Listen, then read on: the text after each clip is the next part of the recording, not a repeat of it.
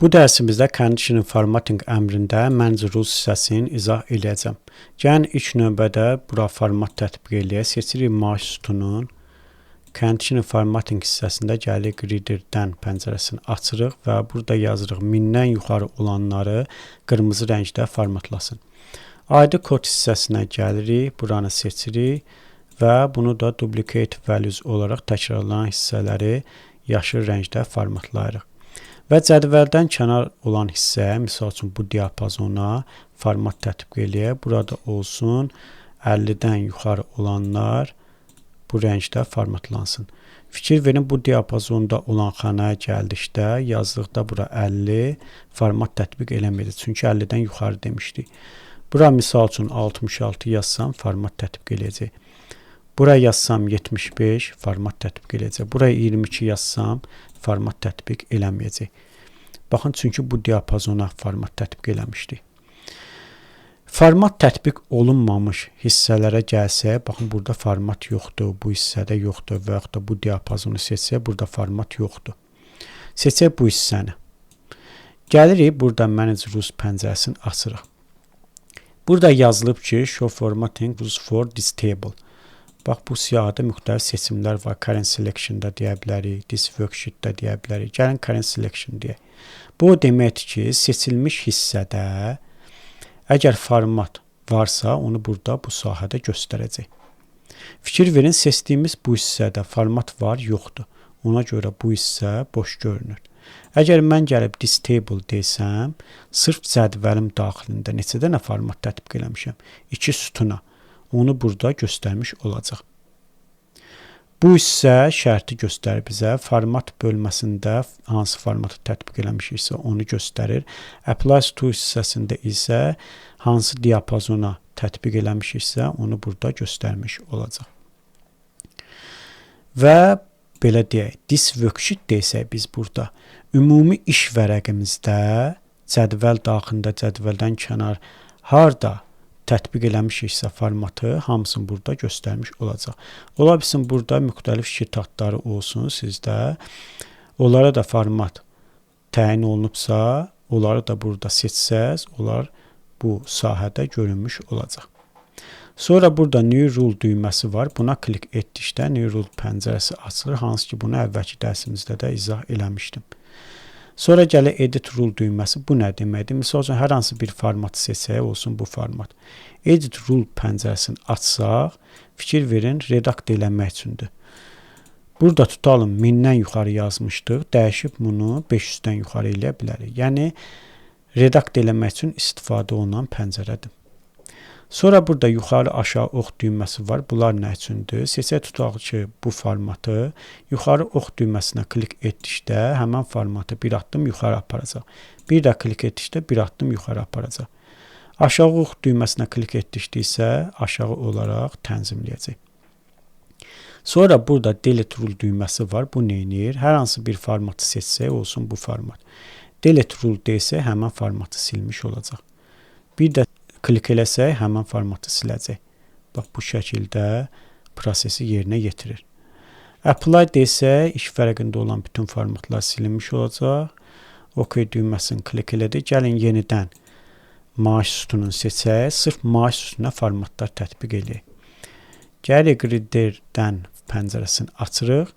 1000-dən yuxarı olanları deyək, qırmızı rəngdə formatlasın. Və həmən sütunu yenə seçirik, gəlirik bu səfəri deyirik, 500-dən yuxarı olanlar yaşıl rənglə formatlansın. Və bir də həmən sütuna format tətbiq eləyək, indi isə deyək, 1500-dən yuxarı olanlar sarı rənglə formatlansın. Fikir versiniz, biz 3 dənə format tətbiq eləmişik, amma burada 2 format təyin olundu. Bu necə baş verdi, niyə belə oldu, gəlin bunu izah eləyək.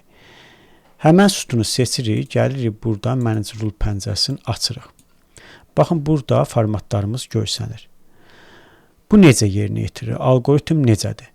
Algoritm ardıcıllıqla yerinə yetirilir. Yəni, yuxarıdan aşağıya doğru başlayır yoxlamağa.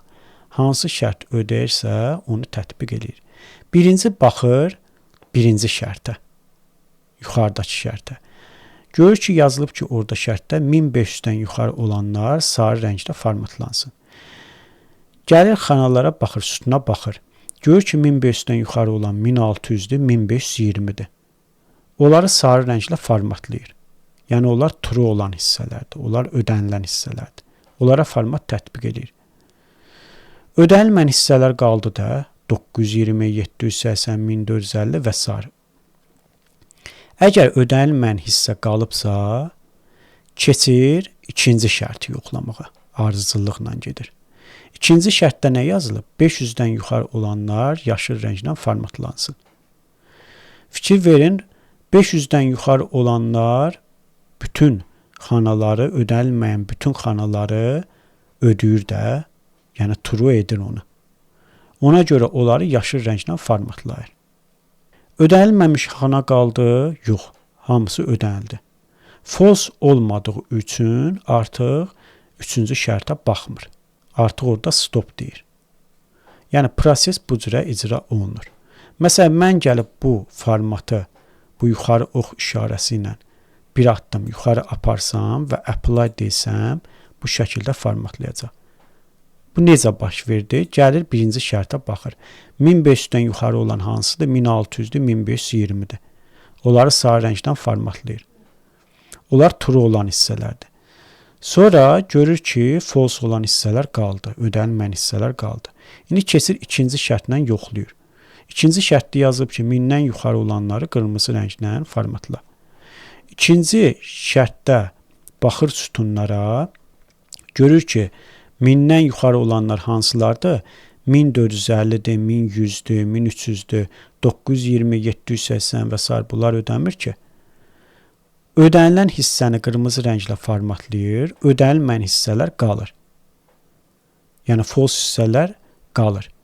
Sonra keçir, əgər şərt varsa, üçüncü şərt, başlayır ondan yoxlamağa. Üçüncü şərtdə yazıb ki, 500-dən yuxarı olanlar yaşıl rənglə formatlansın. Ödənilməyən hissələr ki, yox idi, başlayır onları yoxlamağa. Görür ki, hamısı 500-dən yuxarıdır, ödəyir. Onları başlayır yaşıl rənglə formatlayır. Sonra görür ki, ödənilməyən hissə qalmadı. Yəni, false hissə qalmadı. Artıq digər şərtlər varsa aşağıda, onlara baxmır, stop deyir. Yəni, proses bu cür icra olunur. OK düyməsini sıxıram, bax, bu şəkildə formatlanmış olur. Gəlin bunu yazı üzərindən də izah edeyim. Gərək burada qələmi açaq. Deməli, bunu qırmızı eləyək. Birinci şərtimiz nə idi burada? Dedik ki, x əgər 1500-dən böyüksə, yəni true'dsa, onları formatlasın. 1500-dən yuxarı olanlar hansılardır? 1600-dür, bir də 1520-dir. Gəlin bu hissəyə qədər yoxlayaq. Bu diapazonu yoxlayaq. Baxı görün 1520-dir, 1600-dür. Onları formatladı. Ödənilməyən hissələr hansı oldu? 920, 780, 1450, 1100, 640, 1300, 950, 1250, 1020, 700, 680, 720, 1170, bir də 1400. Bunlar ödənilmədi. Ödənilməyən hissə qalıbsa, baxır ikinci şərtə. Əgər ikinci şərtimiz varsa. İkinci şərtimiz nədir? Misal üçün olsun belə. X əgər böyüksə 1000-dən, yəni true'dsa, onları formatlasın. Baxır ödənilməyən hissələrə. İkinci şərtdə ardıcıllığına yerinə yetirir. Ödənilməyən hissə hansıdır? 920-dir. 920 1000-dən yuxarıdır? Yox. O ödəmir. 780 1000-dən yuxarıdır? Yox. O da ödəmir. Baxır 1450 ödəyir, onu formatlayır. 1100 ödəyir, formatlayır onu da. 640 ödəmir, 1300 ödəyir.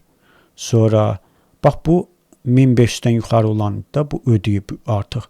Ona baxmır, ödənilməyən hissələrə baxırdı. 950 ödəyir, yox. 1250 ödəyir, onu formatlayır. 1020 də formatlayır. 700 qalır, 680 də qalır, 720 də qalır, 1170-i formatlayır, 1400-ü formatlayır. Sonra ödənilməyən hissələr qaldı da, baxın 920, 780. İndi başlayır onları yoxlamağa. Əgər 3-cü şərt varsa. 3-cü şərtimizdə nədir? Olsun tutaq ki, yazılıb. X əgər böyüksə 500-dən, yəni true'dursa, onları formatlasın. 500, 920, 500-dən böyüdür, böyüdür. Onu formatlayır. 780 böyüdür, bəli, onu da formatlayır. Sonra 640-ı da formatlayır, 950-ni də, sonra 700-ü də, 680-i də, 720-ni də. Artıq bu diapazonda ödənilməyən hissə qaldı, qalmadı. Hamısı ödədi. Artıq burada stop deyəcək. Bundan aşağıda başqa şərtlər olsa da onlara baxmayacaq, stop deyəcək. Çünki ödənilməyən hissə qalmadı. Yəni false hissə qalmadı. Bu da bu şəkildə yerinə yetirilir. Deməli, bugünkü dərsimiz Conditional Formatting əmrində Manage Rules hissəsi oldu. Bu hissələrin hamısını izah elədik. Növbəti dərsimizdə isə Format as Table hissəsini izah eləyəcəm.